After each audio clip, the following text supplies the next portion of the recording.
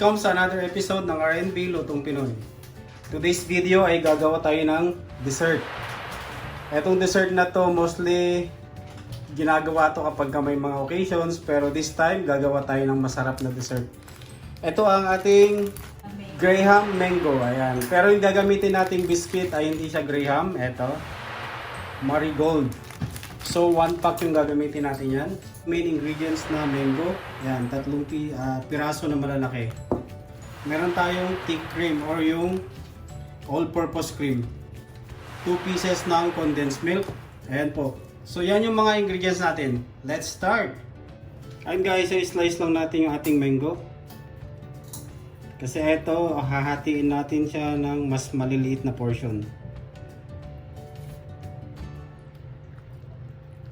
Ito yung itatoppings natin dun sa ating biscuit or yung Graham na biscuit. Yan.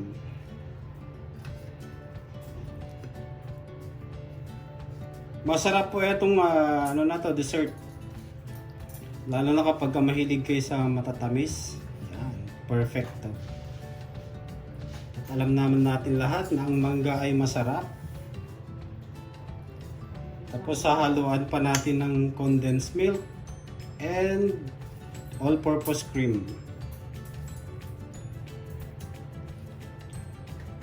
Dapat po yung all-purpose cream ninyo is nilagay nyo sa freezer para mag-firm yung kanyang texture.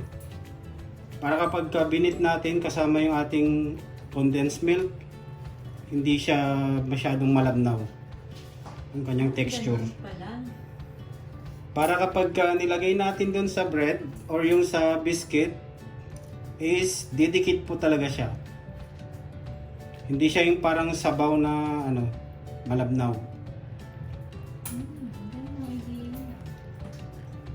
Yan. Bali itong mangga siguro mga 1 kilogram. And itong mangga po pwede nyo rin gamitin pwede nyo i-blend. Instead na i-slice, pwede nyo siyang i-blend para i-scatter nyo lang dun sa ibabaw nyo mamaya. Yan. So i-slice muna natin to. So habang ini-slice, gawin natin yung kanyang... Guys, ito na yung ating all-purpose cream. Lagay na natin.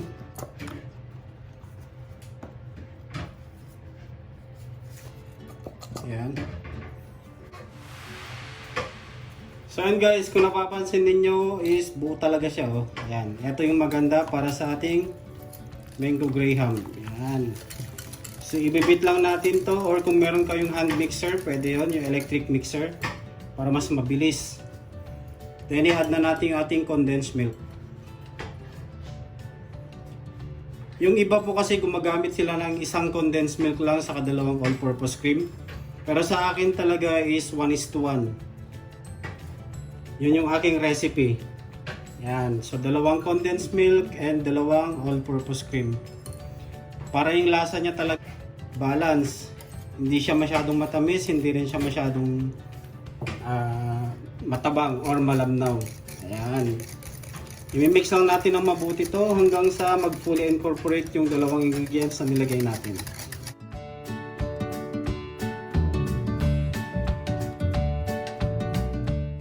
Ayan po, kung napapansin ninyo, ayan mas mas malapot siya compare dun sa nilagay lang natin na all-purpose cream, yung hindi nilagay sa freezer. Importante yung ilalagay natin sa freezer para mag-firm yung kanyang cream.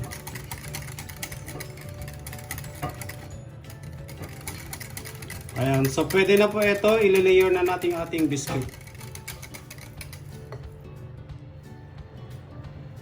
Ayan guys, so i-layer na natin yung ating mango graham. So mag-add lang tayo ng mixture dun sa ilalim. Ayan. Ko sa'yo. Okay, sige. Okay, sige.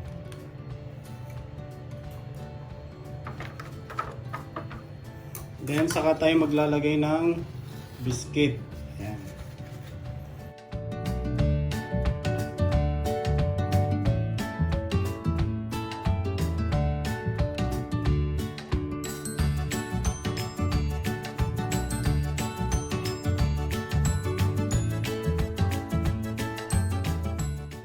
Then saka natin lalagyan ng mango sa ibabaw.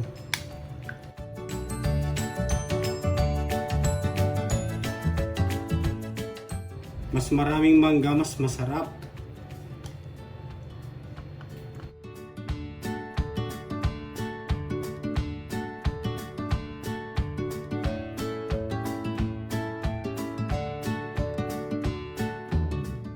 Then gatas.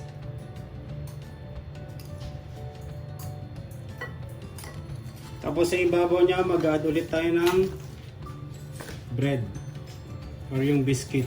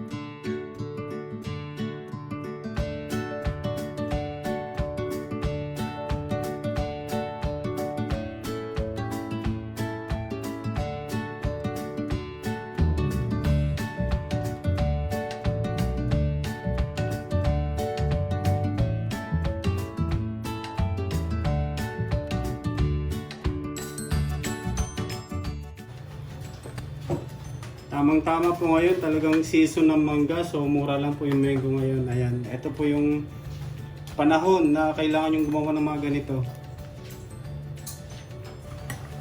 Then mag-add ulit tayo ng mango sa ibabaw.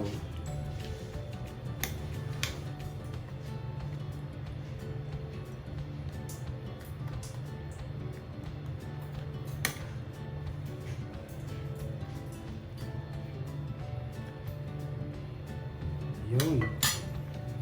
Then another layer ng ating biscuit. Gaya po ng sinabi ko sa inyo kanina, depende po sa inyo kung gaano kakapal yung mango graham na gagawin po ninyo. Nasa sa inyo po yan.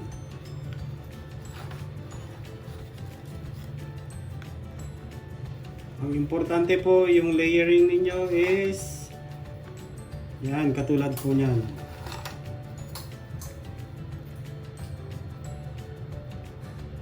So ang gagawin po natin dito sa pinakalas, maglalagay lang tayo ng gatas. Yan. Last layer na po ito.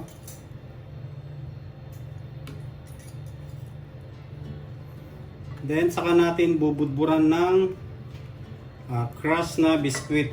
Kung ano yung ginamit natin, yun po yung itatoppings natin.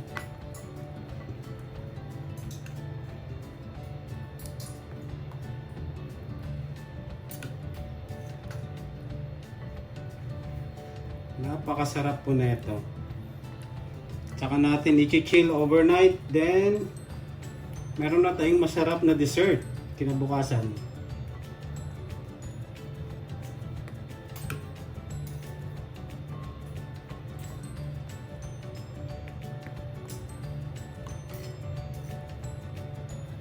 So ngayon naman maglalagay na tayo ng toppings nya. Ito yung crust na biscuit. Wait po. Lalagay lang natin yan sa ibabaw.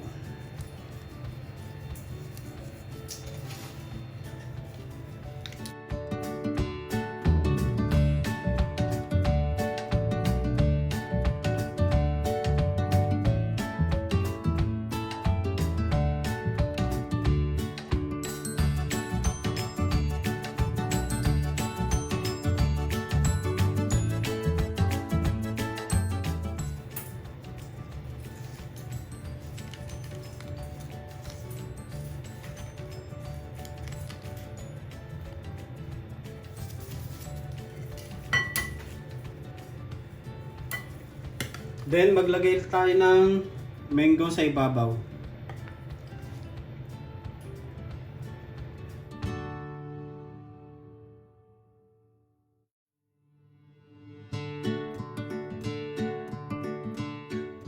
Napakadali lang pong gawin to at napakasimpleng mga ingredients. Ayan.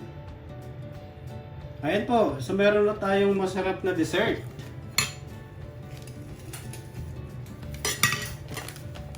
Maglagay lang tayo ng konting milk sa ibabaw.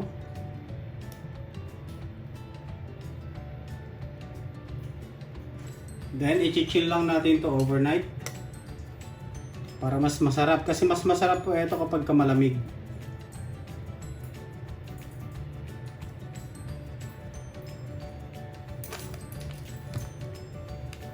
Ayan guys, ito na po ang ating Graham Mango. Ayan po, Graham Mango Float. Yummy dessert, Filipino dessert. Ayan po. Thank you guys for watching. Kung bago ka lang sa channel na to, huwag kalimutang mag-subscribe. And don't forget to click the notification bell para lagi kang updated sa mga videos na aking i-upload. Bye, bye, bye!